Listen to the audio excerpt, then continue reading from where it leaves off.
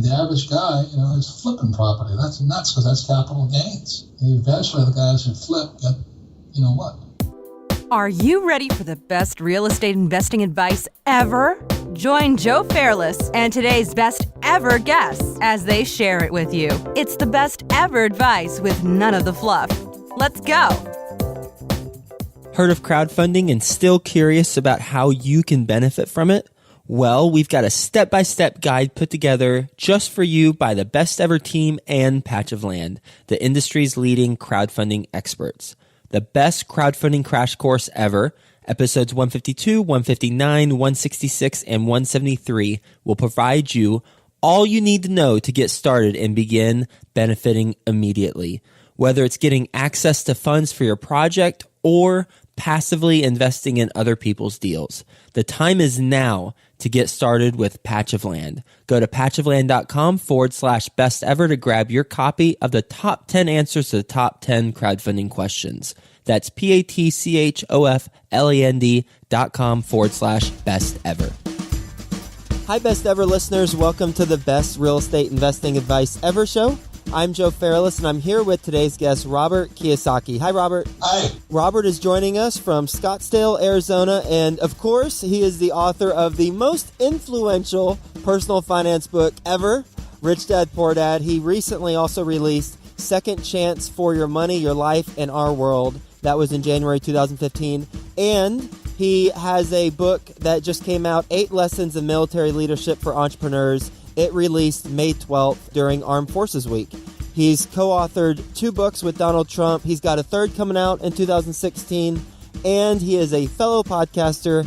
You can check him out at the Rich Dad Radio Show. So with that being said, Robert, can you give the best ever listeners a little bit more about your background and what you're focused on now? Well, in the story of Rich Dad, Poor Dad, true story, my real dad was the head of education for the state of Hawaii, PhD, great guy.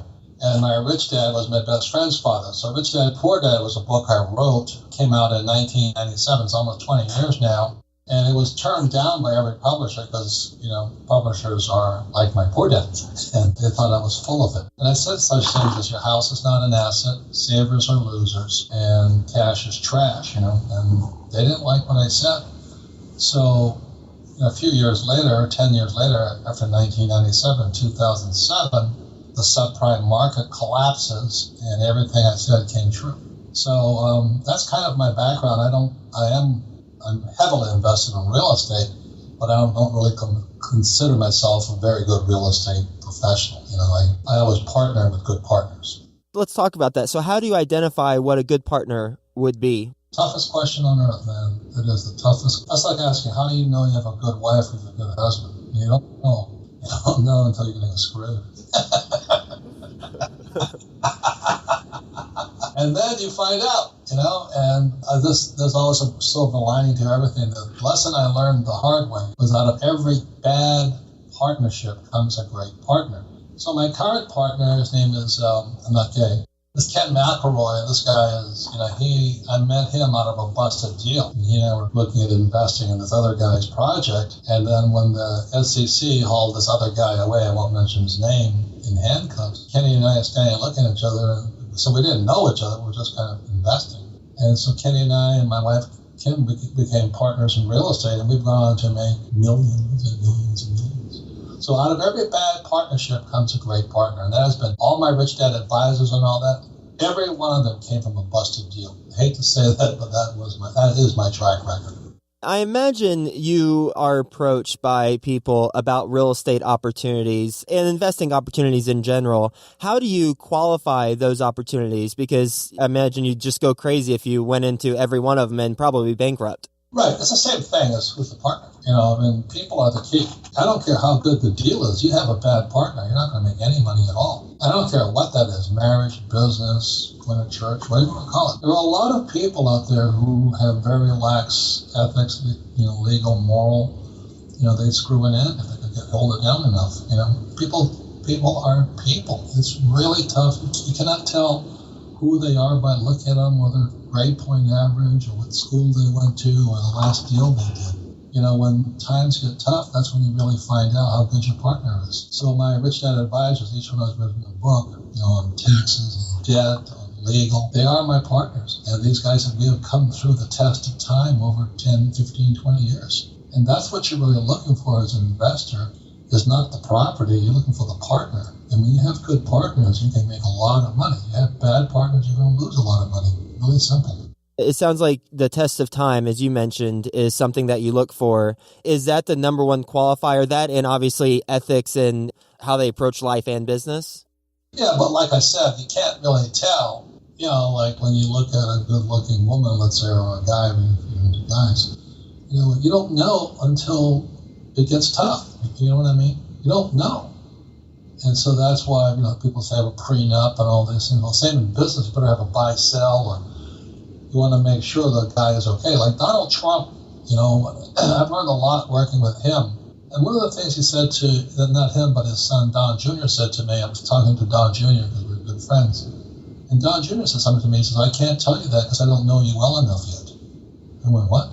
He says, yeah. This is my family policy is we don't do business until we know who you are. And so that took a long time, but then Donald Trump and I did a deal together because he says, you're a good man, I'll do a deal with you. But when I made my mistakes, I saw the deal, and I saw the partner, and I got all excited and went in, and the deal turned bad because either I was bad or the other guy was bad. And that's live and learn. So that's what Donald Trump Jr. taught me. He says, I can't talk to you yet because I don't know you well enough yet. And it's one of their policies. One of the quotes I've read from you is you said the richest people in the world look for and build networks. Everybody else looks for work. Can you elaborate on that? Well, if you really understand what business is a network. For example, when I don't care what business it is, like the Rich Dad Company, it is a whole network of networks. A business is a network of networks. A car is a network of systems. For example, a car has a brake system, fuel system, hydraulic system, and air conditions, all the pneumatic systems.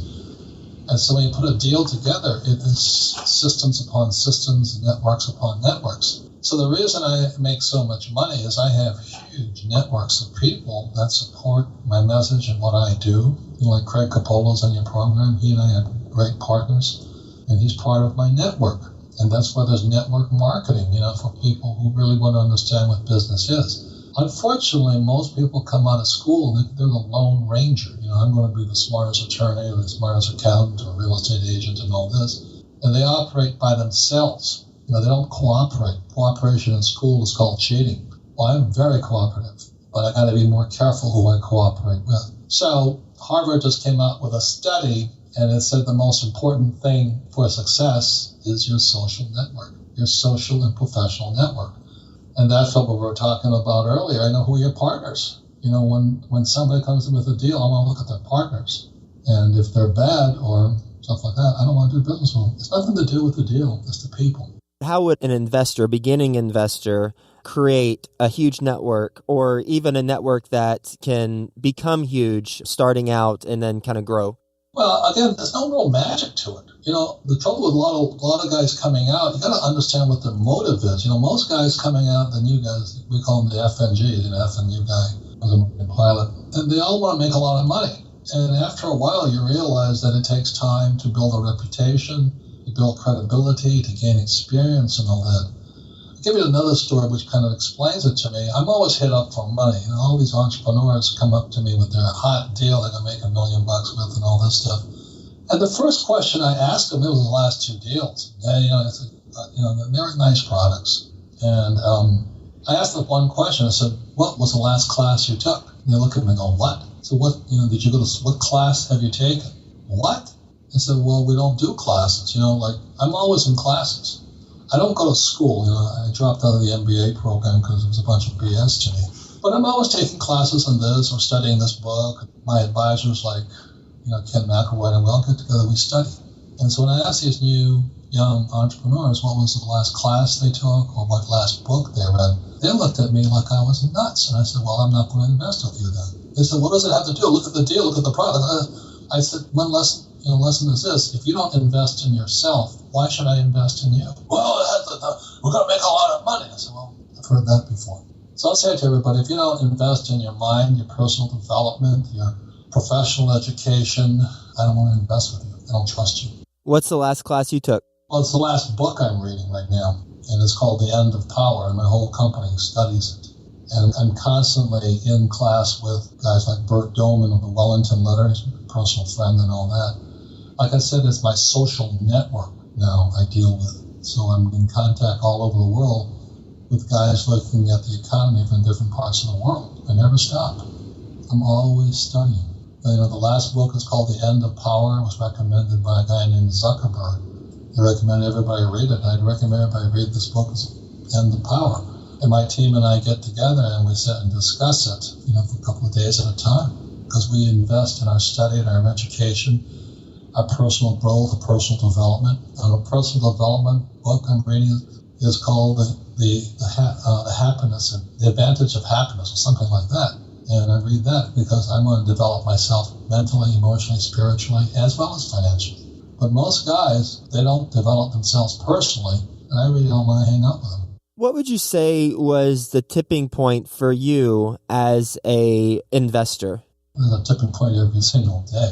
The reason I study so much is because, you know, in this economy, I think we're in serious trouble right now financially. But I knew that back in 1997 when I wrote Rich Dad Poor Dad, which is why I said your house is not an asset, that savers are losers, and all that stuff. And I got pounded for it. But like I said, when the subprime market hit, 2007, when the Dow topped in October 2007, unfortunately, millions of people got killed. But I made a fortune, you know, because I was prepared for it. That's the book, The Second Chance, is about. I have a video coming out, The Man Who Can See the Future. So I'm constantly studying the markets. So when the markets came down in October of 2007, I thought I died and went to heaven. And as you know, the banks were just giving away the best real estate on earth. I never made so much money in just 5 years, from 2007 to 2012, picking up all the crash. It was fabulous. You know, I went from just 4,000 units. Today we have over 10,000 units. These are apartment houses. And that's how you get rich. You don't get rich buying real estate. You have to understand the trends of the market. So based on the trends of where we're at right now, what are you seeing and what are you investing in? My knowledge. I mean, I'm not kidding you. I'm watching this next crash coming. I can see it coming in slow motion. You see what happened in 2007, even if you remember, everybody was becoming a real estate investor. They were in the subprime thing. You know, my secretary came up. She doesn't make that much money, but she was going to buy a $300,000 house with a ninja loan, no income, no job. And I said, you're crazy. And she was buying it in South Phoenix where the ghetto is. And I said, you're crazy. And she got so upset with me. She said, I want to buy it. And we got into almost a fist fight. But she didn't buy it. And if she had bought it, she would have been wiped out financially. But that was happening in 2004, 2005, 2006, 2007. So when it went down, it was fabulous. Now, at the same time, I owned apartment houses.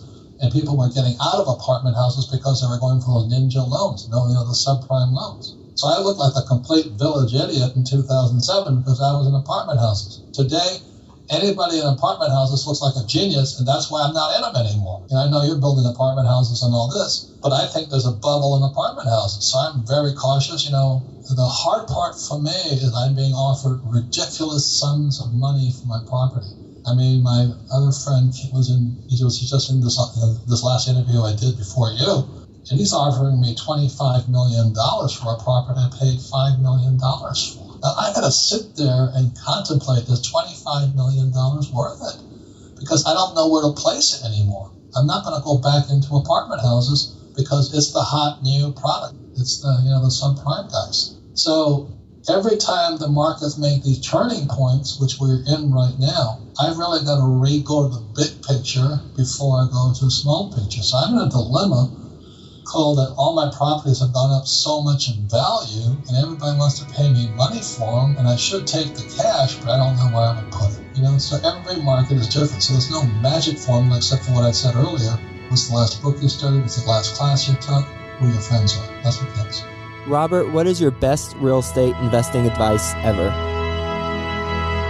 Not study. If you're not taking classes, you're an idiot. And if you think you know all the answers, you probably didn't get your butt handed to you. You know, when I came back from Vietnam in 1973, my poor dad, I was a Marine pilot, and my poor dad said, go back and get my MBA. So I went to get my MBA, and my rich dad said to go study real estate. You know, he's kind of different.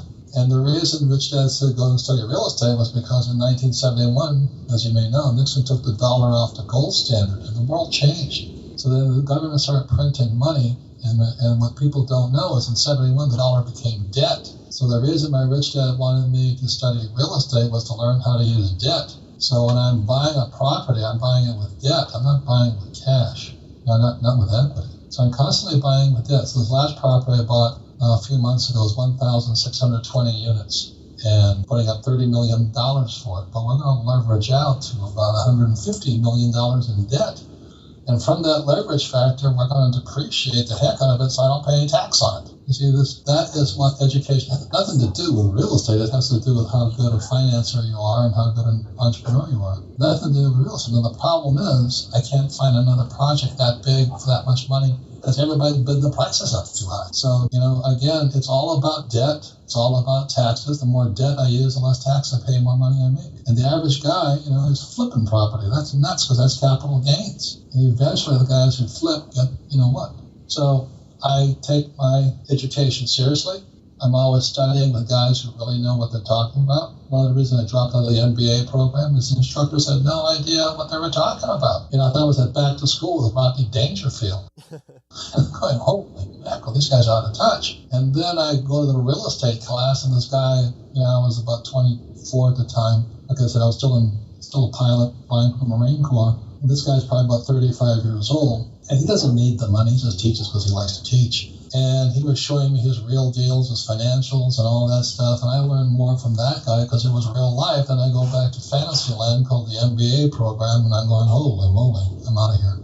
These accountants and all that, they really don't know what they're doing. Like my friend who's a doctor, he paid $730,000 in taxes this week, because it's tax time. I said to him, fire your CPA. He goes, what? He's been my accountant for years. I said, well, if you paid $750,000 in taxes, you have a stupid CPA. And he got all offended. I'm like, hey, I'm doing my best right now. You could have invested that money in something else and made money, but now you're going to pay in taxes. So what people don't really realize is in 1971, when Nixon took us off the gold standard, debt and taxes became the new game. Not money, nothing like that. And real estate is the best because you can use debt and taxes to get rich. Are you ready for the best ever lightning round? Does that make any sense to you? Absolutely. First, a quick word from our best ever sponsors. As we've heard from Robert Kiyosaki himself, continuing to learn is one of the biggest tools to success. Here's your chance to put that into action. Our best ever sponsor, Patch of Land, the leading expert in crowdfunding and marketplace lending, has put together some of the best resources to help you learn all about real estate crowdfunding. All you have to do is go to patchofland.com/best ever to grab your free copy of the top 10 crowdfunding questions. That's patchofland.com/best ever. And today, best ever listeners, I have a special treat for you. I've invited my colleague, Brian Ellis, who's the host of the new and very popular podcast, Self-Directed Investor Radio, to share an insider's tip with you. So, Brian, take it away. Thanks, Joe. Wondering where to get financing for your next real estate deal? For many investors, the answer is as close as your own retirement account. That's right. If you have an IRA or 401k, there's a very good chance you can transfer some of your retirement savings into what's called a self-directed account, which is a special account that allows you full control of where to invest your savings. So if you want to invest in real estate, tax liens, or precious metals, you can. There's nothing like having real control over your retirement savings, and there's nothing like the ability to earn all of your profits tax-free, which is possible and rather simple, using a self-directed account that you control. Want to know more? Just text the word control to 33444 and I'll send you some great information that's free. Again, text the word control to 33444 and I'll show you some amazing things that real control over your retirement account will allow you to do. Back to you, Joe. Thanks, Brian. And remember, everyone, to check out Brian's podcast, Self-Directed Investor Radio, every weekday on iTunes. All right, Robert, best ever book you've read. I don't know. I read so many books, I can't even tell you that. I read two different types of books. I read finance books. I read personal development books. So that's, if you're not reading every single day, you're falling behind. Best ever listeners, I know you like audio, so you can go to freebesteverbook.com and get a free audio version of a book.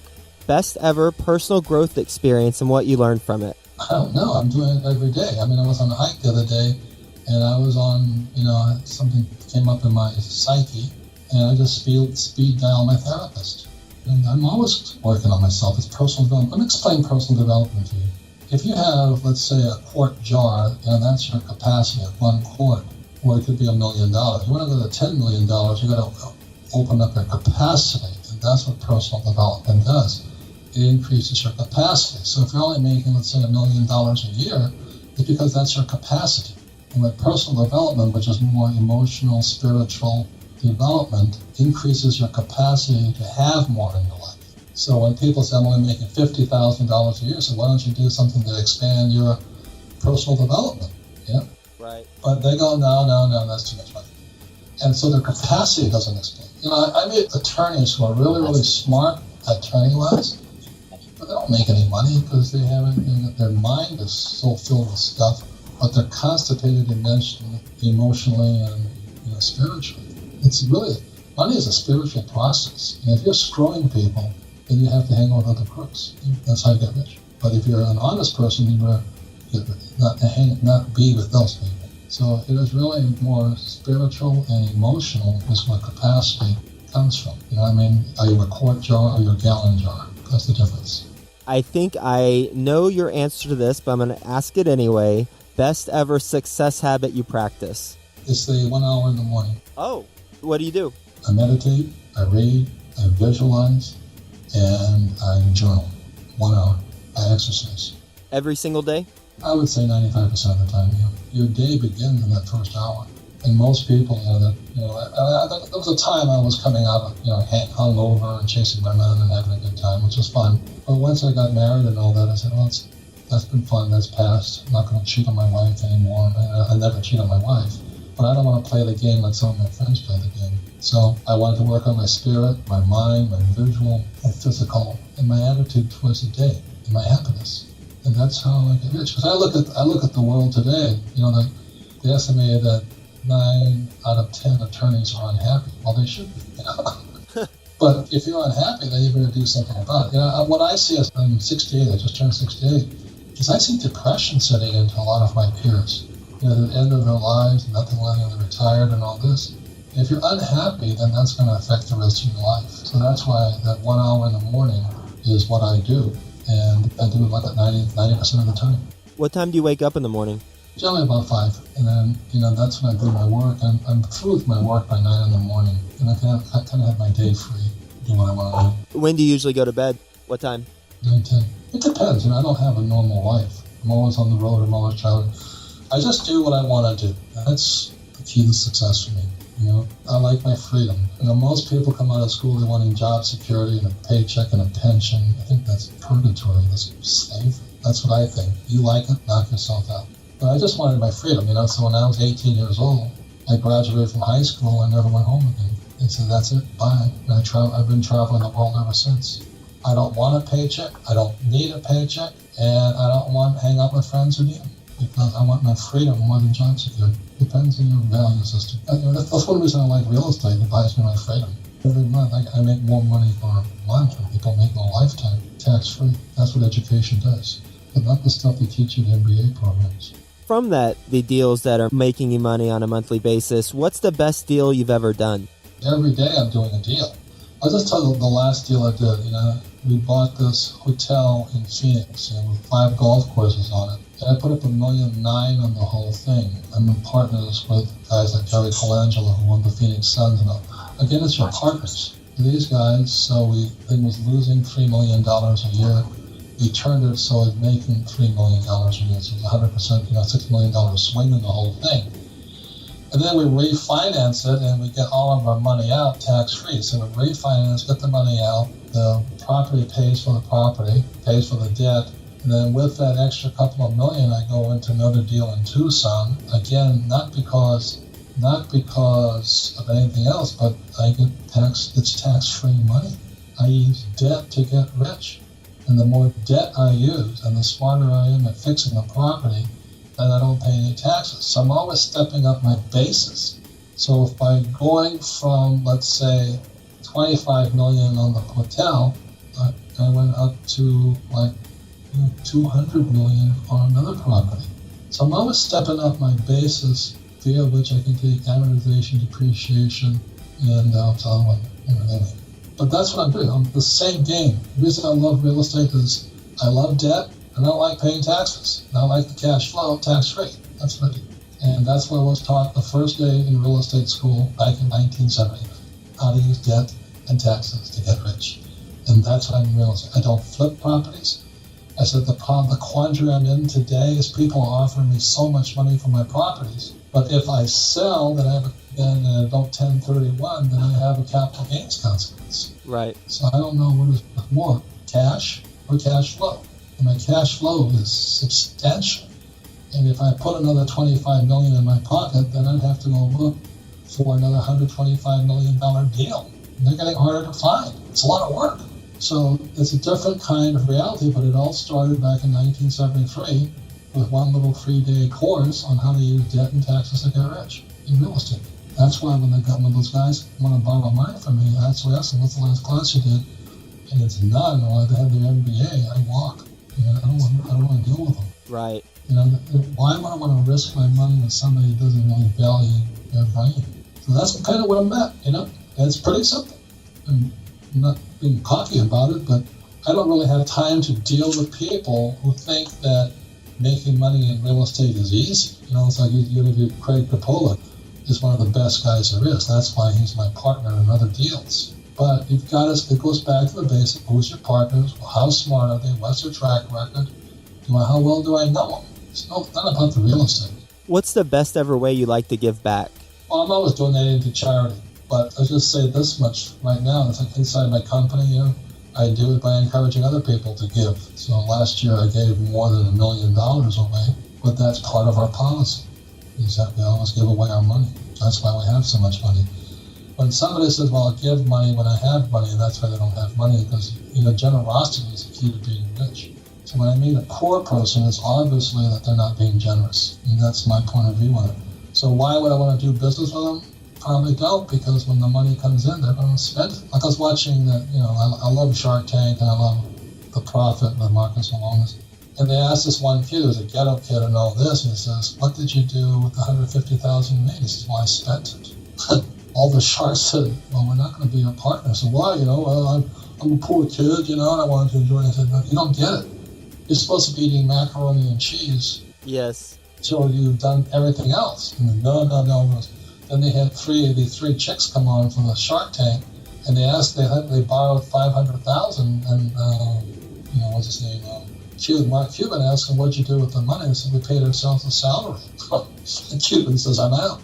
A lot of guys don't get it. They're employees, over a paycheck. Well, as an investor, you don't get paid until the cash flow starts coming out and the tax give you advantages. But the average person is really kind of an idiot when it comes to money. There's no financial education in schools. And we wonder why we have economic problems, There's no real economic problem. The rich are getting really rich. The poor are very poor, and the middle class is shrinking. So the problem is depending what class you're in. That's the way I look at it. And lastly, what would you say is the biggest mistake you've made in business or real estate? I don't look at it that way. First of all, I've never lost money in real estate. Never. I've lost money in business. And when I lost money in business was because I had bad partners who were crooks. I hate to say it, they're absolute dishonest accountants and attorneys. I don't trust them. Now, the good news is, like I said earlier, out of every bad partnership, I met good partners. So today I have great partners. If I had not made that mistake, I would not have found great partners. And then where the idea that mistakes are bad comes from the silly school system where they punish you for making mistakes. Well, how do you learn anything if you don't make mistakes? When I was flying for the Marine Corps, every single day we practiced crashing. So when I was in Vietnam, I went down 3 times. The reason I'm alive today is because I practiced crashing. And when I meet people who are like academically smart, I don't make mistakes, I say, well, I don't want you as a partner because you haven't learned anything. And those are the accountants and attorneys. I want guys who've made a lot of mistakes. Trump and I have made a lot of mistakes, but we learn from them. But in my poor dad's world, who was a PhD, still stands for poor, helpless, and desperate, if you make a mistake, you're stupid. In the real world, the people that make mistakes and learn from them are the rich people. They're the successful people. In other words, if you're going to play golf, you got to go practice. You practice and you make mistakes. Tiger Woods has practiced more than I ever practiced in golf. That's why he makes more money than I do. But the average person, I don't care what it is, let's say it's real estate investment. Well, I don't want to practice, I just want to make money. Well, you can't not go through that practice phase. You've got to practice. That's where you get your experience, and that's how you get smarter. So that's why I go back again to the kid or the young guys that are hitting me up for some money. They haven't made any mistakes. They want to use my money to make their mistakes. And I said, I don't want to do that. That's what Cuban said last night, in fact, on Shark Tank. He says, so you've lost all your money. Now you want my money to lose, right? You know what I mean? And that's how silly people are. That's how silly. They're so out of touch reality. And these are two very smart women who are only asking for like $100,000. But Cuban sat there and just ripped him. You know, he says, I'm out. Every guy said, I'm out. Barbara Corcoran, being female, tried to save him, but they just don't get it. You know, so we lost all this money, now we want your money. He said, what did you learn? Oh, no, we need your money. And they went to school. That's the problem. That's why I dropped out of the MBA program. Not the MBA program is bad, but I learned more in 3 days of real estate class than I did in 2 years of MBAs. Robert, thank you so much for being on the show and sharing your best ever advice with best ever listeners and talking about, I mean, it's very straightforward, talking about financial literacy in the right way. And, you know, partnerships is also a big topic that I love that you focused on, and making sure you have trusted, experienced partners who have made mistakes and who have learned from those mistakes. And, you know, as you said, I mean, it's very difficult to kind of determine who the best partner will be before you engage that partnership. I said the good thing about having a bad partner is you find good partners. Right. Like, for instance, when I was married once for 9 months to a bad partner.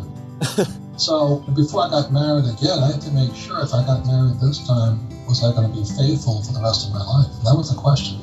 And in marriage and business and life, that's the question an individual has to answer. So in the Rich Dad Company, you know, I had a bunch of partners come in, and they were as dishonest as snakes. You know, they sit there and smile and say, yeah, we're honest people, but they were ripping us off. So it cost me about $10 million to get rid of them. But out of that process, I made great partners. So now, don't not make mistakes. There's in being aware that you will make mistakes and you can learn. Thank you so much, Robert. Is there any parting words you want to say to the best ever listeners?